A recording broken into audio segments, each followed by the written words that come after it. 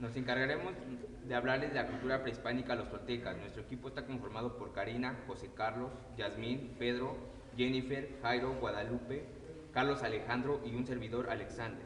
Toltecas, antecedentes bárbaros. La caída de Teotihuacán, provocada en parte por invasiones bárbaras, dispersó a los antiguos teotihuacanos por muchos sitios. Los invasores bárbaros al llegar al área mesoamericana fueron civilizándose, adquiriendo costumbres menos rudas. Se habituaron a la agricultura. A principios del siglo X después de Cristo, gran cantidad de pueblos bárbaros dirigidos por Mixcoac llegaron al Valle de México, destruyendo todo lo que se encontraba a su paso, y establecieron las faldas del Cerro de la Estrella en Culhuacán, hoy delegación Iztapalapa. Desde este lugar iniciaron una serie de campañas en contra de los pueblos ahí existentes, hasta lograr dominar todo el Valle de México. Después de Mixcoac, se lanzó hacia el sur y llegó hasta el actual Michoacán, Guerrero y Oaxaca. En Morelos, Mixcoac conoció a Chimalba, una mujer de otra tribu con quien contrajo matrimonio, con quien engendró un hijo y que meses después de ese encuentro fue muerto a manos de su hermano Huitimal, quien usurpó el poder. Chimalpa huyó y se refugió con sus padres en Xochicalco, pero murió al dar a luz a un niño, que fue llamado Seacat Topiltzin Quetzalcoatl, cuyo nombre significa nuestro príncipe, el sumo sacerdote, uno caña. El niño fue encargado a sus abuelos maternos y estos lo pusieron en contacto con los sacerdotes dedicados al culto del dios Quetzalcoatl, venerado en Xochicalco, quienes lo educaron en Tepoztlán. Cuando Tepoztlán llegó a ser adulto, fue visitado por unos hombres en Culhuacán, quienes lo invitaron a encabezar una rebelión para recuperar el trono de su padre. Huitimal fue muerto en la lucha y Seacat Topiltzin se convirtió en jefe de Culhuacán. Después Topiltzin abandonó Culhuacán y con un gran número de seguidores estableció su gobierno, primero en Tulancingo y posteriormente en Tula. La cultura tolteca significa grandes artistas o grandes constructores. Se desarrolló en los años 900 y 1200 después de Cristo, aproximadamente en lo que hoy forman los estados de Hidalgo, México, Puebla y Tlaxcala. Sus principales asentamientos fueron Tula, Tulancingo, Cholula, Tiziclán y Tlaxcala. En Tula, que significa lugar de los tules, habrían de mezclarse los bárbaros chichimecas de Topitzin con los antiguos teotihuacanos y con un grupo de artesanos procedentes de la costa del Golfo de Xochicalco, a los que se denominaron nonohuales o nonocalcas. Esos tres grupos fusionados dieron origen a la cultura tolteca, cuya capital fue la ciudad de Tula. Se puede decir que la primera cultura mesoamericana que trajo en forma la metalurgia fue la tolteca. También los toltecas fueron el primer gran imperio militar de Mesoamérica, pues a través del uso de la fuerza imponían fuertes tribus a los pueblos sometidos, aumentando así una expansión y su dominio.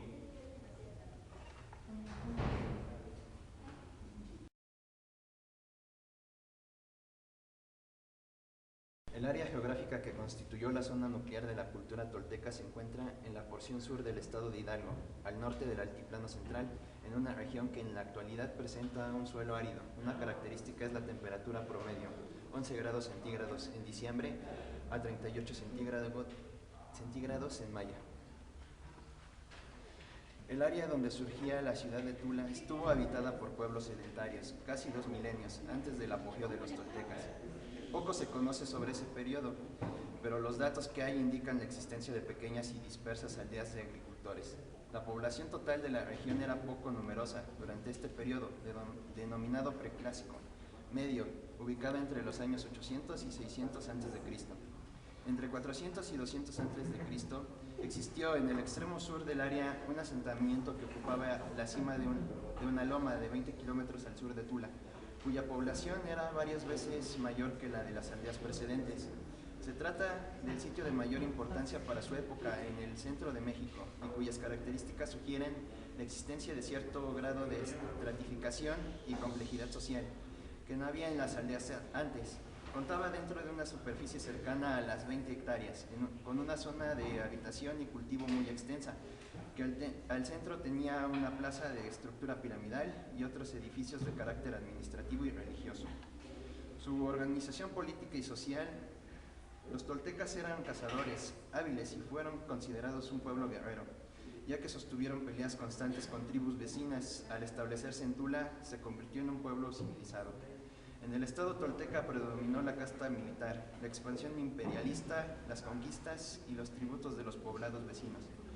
La sociedad tolteca se dividió en dos clases: el grupo superior integrado por jerarcas militares, funcionarios, el supremo gobernante y los sacerdotes, los cuales estaban al servicio de la casta militar y se encargaban de atender el culto. La clase inferior, explotada, estaba integrada por trabajadores agrícolas y artesanos. Los gobernantes más importantes eran Seagat.